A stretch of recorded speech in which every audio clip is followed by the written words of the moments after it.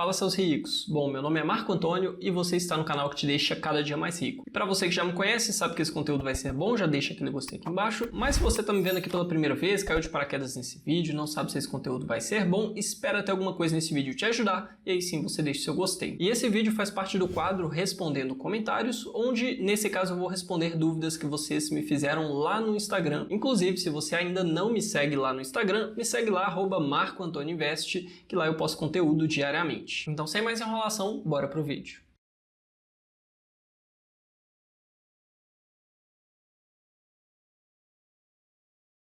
E a primeira dúvida que eu decidi colocar aqui é a seguinte: uma pessoa me perguntou, Banco Inter cobra taxa de corretagem para operar ações? E isso é interessante porque não é simplesmente uma pergunta de sim ou não, porque o Banco Inter de fato não cobra taxa de corretagem para você comprar ou vender ações, nem fundos imobiliários e nem nenhum tipo de investimento de bolsa de valores. E a maioria das principais corretoras que nós temos aí no mercado atualmente não cobram mais nada para você investir, nem em ações, nem em fundos imobiliários. Uma ou outra cobra para você investir em ações e nesse caso eu não recomendo que você continue nessas corretoras investindo em ações, por exemplo, porque as taxas acabam comendo parte do seu dinheiro ali ao longo do tempo e por mais que você ache que R$5 de taxa de corretagem é pouca coisa, isso é uma subtração que você está tendo desnecessária. Só que a verdade é que o Banco Inter não cobra taxa de corretagem, mas existem taxas em toda negociação em bolsa de valores e essas taxas são referentes ao serviço de liquidação e custódia que a própria B3 faz nos seus ativos. Então, quando você compra uma ação ou vende uma ação, ou então faz isso com um fundo imobiliário, existem pequenas taxas, geralmente de centavos. E essas taxas, que são bem pequenininhas, devem ser levadas em consideração quando você for fazer o cálculo de preço médio dos seus ativos. Então, vamos supor que você comprou lá uma ação por R$100, onde você teve 5 centavos de custos com essas taxas. Na verdade, se você comprou essa ação de R$100 e depois comprou ela por 110, o seu preço médio nessa ação não será de 100 mais 110 dividido por 2, e sim de 100 mais 110 menos as taxas existentes nas duas negociações dividido por 2. E com isso você consegue reduzir um pouquinho o seu preço médio nos ativos e consequentemente pagar menos imposto no futuro caso seja necessário. Lembrando que em ações você tem uma isenção até R$20 mil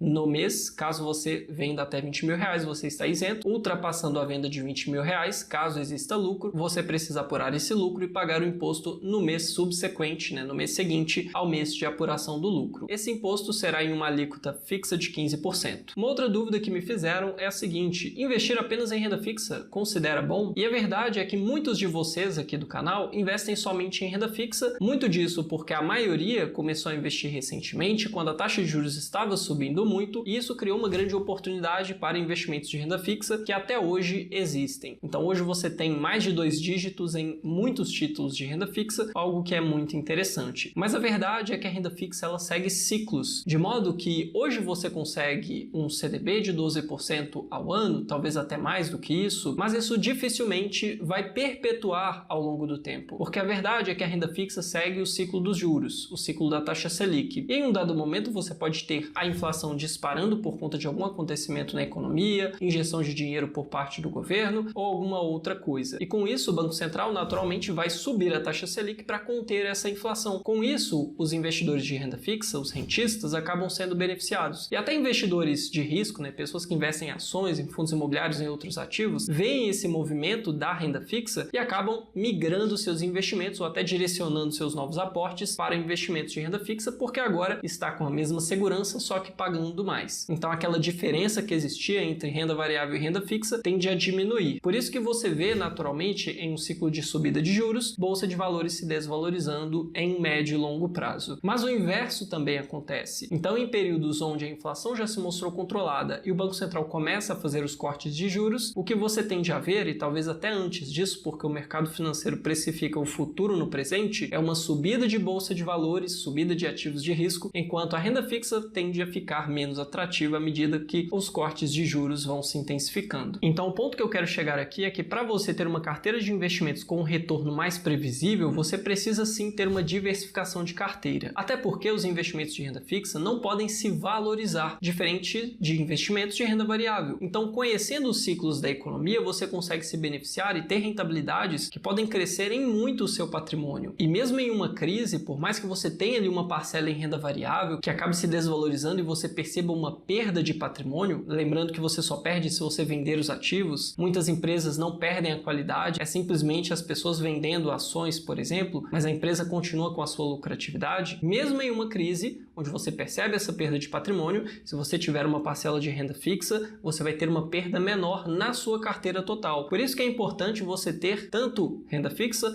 quanto renda variável, principalmente quando falamos do Brasil, que é um país que historicamente tem juros muito altos. Então faz sentido sim ter renda fixa, mas apenas renda fixa eu diria que não é uma estratégia muito inteligente para um investidor de longo prazo. Dá para você construir um patrimônio milionário investindo só em renda fixa? Sim, é possível por conta do efeito de juros compostos. Mas é a mesma coisa de compararmos você querer chegar em um determinado objetivo indo de bicicleta ou indo de carro. Quem chega mais rápido? Naturalmente seria o carro, mesmo que a bicicleta também chegue. Então a bicicleta seria os investimentos de renda fixa, uma hora ele chega, mas pode demorar bastante. E os investimentos de renda variável seria o carro. Nesse caso, o investimento em bons negócios. Uma outra pergunta que me fizeram foi a seguinte: se você pudesse investir em ações ou em fundos imobiliários, em qual investiria? Então a pergunta aqui é basicamente entre fundos imobiliários e ações, qual na minha opinião seria melhor para minha carteira de investimentos? E isso na minha opinião, né? Algumas pessoas podem preferir ações, outras fundos imobiliários, outros talvez nem investem em ativos de renda variável, somente em renda fixa. Então nesse caso, entre ações e fundos imobiliários, eu ficaria com as ações. Por um motivo muito simples. Fundos imobiliários têm uma ligação muito forte com o seu PVP, com o seu preço sobre valor patrimonial. Então o valor de mercado de um fundo imobiliário normalmente anda junto com o valor patrimonial do fundo, de modo que ele só aumenta o seu preço se você tiver um aumento no valor patrimonial do fundo. E fundos imobiliários só podem crescer de uma forma, com emissão de novas cotas. De outra forma, ele não cresce, porque ele obrigatoriamente precisa distribuir a cada semestre 95% de todo o seu rendimento. Então, tudo que o fundo recebe ali, somente 5% poderia de fato ser usado para crescer o fundo, mas geralmente são para despesas administrativas e remuneração do pessoal que está ali por trás da gestora do fundo. Então, nesse caso, ele só cresce com a emissão de novas cotas. Por isso, o valor de mercado anda muito próximo do valor patrimonial. O que isso significa? Significa que um fundo imobiliário não pode, isso é praticamente impossível, multiplicar o seu preço 3, 4, 5, 6 vezes, coisa que você vê de vez em quando em algumas ações. Então, ações, como elas podem ou não distribuir dividendos, então elas têm a opção de distribuir, ou então elas pegam esse dinheiro, reinvestem na própria operação, cresce a operação, tem um CAGR ali, né, uma taxa de crescimento anual composta geralmente bem mais interessante do que fundos imobiliários, elas podem se valorizar muito mais e se multiplicar muito mais por conta disso. Nesse caso, eu ficaria então com as ações. Mas tirando essa exclusividade, né, de poder investir apenas ou em ações ou em fundos imobiliários, eu tenho os dois na minha carteira, tanto ações quanto fundos imobiliários, porque ações são investimentos mais arriscados do que fundos imobiliários. Claro que se você escolhe ações de boa qualidade, você tem uma oscilação no seu patrimônio bem menor do que se fossem ações apenas de crescimento, empresas pequenas. Porém, os fundos imobiliários têm uma função na carteira, que é trazer previsibilidade para os rendimentos, e também tem a função de reduzir a volatilidade caso uma crise venha. Então você geralmente tem ações caindo muito de preço, as ações que são mais sólidas caem menos, fundos imobiliários caem ainda menos. Tem até uma métrica no mercado que diz que fundos imobiliários têm 1/3 da volatilidade das ações. E se você puxa um histórico de longo prazo, fundos imobiliários e ações renderam aproximadamente a mesma coisa, considerando os índices de referência, Ibovespa contra o IFIX. Logicamente, se você investiu em fundos imobiliários de melhor qualidade, em ações de melhor qualidade, o seu retorno foi acima desses índices. E a última pergunta, que eu acredito que seja do interesse da maioria das pessoas que estão me acompanhando agora, é: CDB pré-fixado ou CDB IPCA? Qual o melhor na sua opinião? E de novo, né, se eu pudesse escolher entre um e outro e não pudesse escolher os dois, claro que eu tenho uma preferência, que nesse caso vai para o CDB IPCA. E poderia ser CDB, poderia ser um outro investimento, mas a questão é que o título atrelado ao IPCA te dá uma proteção que o título prefixado não é capaz de te dar. Porque em um cenário normal, você não consegue ter um país tendo deflação, que seria uma inflação negativa, então o mínimo de inflação que você teria seria algo próximo de 0%, mas provavelmente seria próximo da meta de inflação, né? Então todo governo tem uma meta de inflação. Nos Estados Unidos a meta de inflação é de 2% ao ano,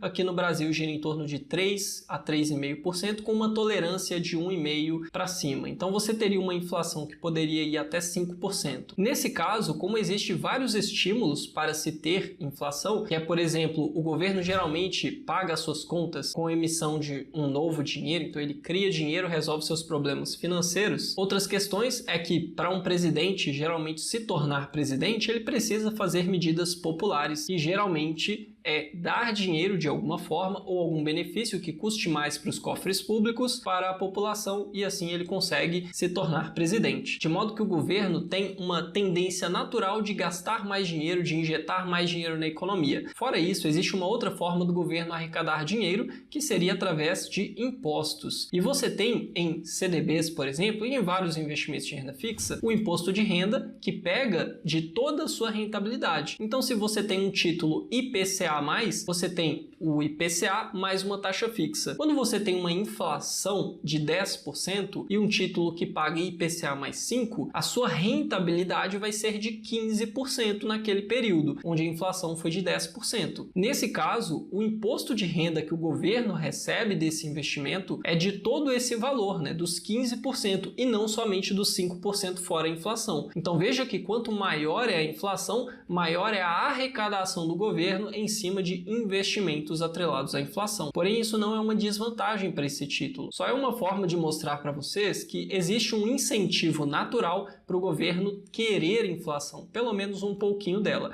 Claro que uma hiperinflação é super prejudicial para o governo, mas o ponto é que existe um estímulo para que a inflação seja em um determinado patamar e de vez em quando ela acaba subindo muito. Em um cenário onde você tem um título prefixado pagando 10% e uma inflação que no período foi de 11%, você não teve correção nenhuma no seu dinheiro. Pelo contrário, você teve uma rentabilidade real negativa, porque o seu dinheiro, que se fosse R$1.000, aumentou para 1.100, a inflação fez com que esse dinheiro de R$1.000 devesse ser R$1.110. Então, na prática, você teve o seu poder de compra reduzido mesmo investindo em um título prefixado. Agora, se nesse mesmo cenário você investisse em um título IPCA mais alguma coisa, você teria a taxa de IPCA mais a taxa que garantiria para você um retorno acima da inflação. Então, o título IPCA te dá essa proteção contra esse cenário improvável que pode acontecer, e nem tão improvável assim, para falar a verdade, porque em vários momentos da economia brasileira, nos tempos mais recentes, nós vimos uma inflação de 2 dígitos, enquanto o título prefixado não te dá nenhuma garantia. Então, entre prefixado e IPCA, eu certamente ficaria com o título IPCA. E essas foram as perguntas que eu escolhi para trazer nesse vídeo. Se você quiser aprender a investir de verdade em diferentes ativos, setores, moedas e países, inclusive a estruturar uma carteira de investimentos anticrise, justamente para não sofrer com esses reveses da economia, vem aqui embaixo no primeiro link da descrição e faça sua pré-matrícula para o meu treinamento completo de educação financeira, matéria-prima do investidor. As vagas para a próxima turma abrem em janeiro, então você já vai começar 2024 com o pé direito. E lembrando que se esse vídeo te ajudou de alguma forma, vem aqui embaixo e dá um clique no gostei, porque isso me ajuda a continuar com esse trabalho, mostra para o YouTube que esse conteúdo é bom e mostra para mim que você gosta desse tipo de conteúdo e eu acabo trazendo mais aqui para você. Com isso eu vou ficando por aqui e nos vemos no próximo vídeo.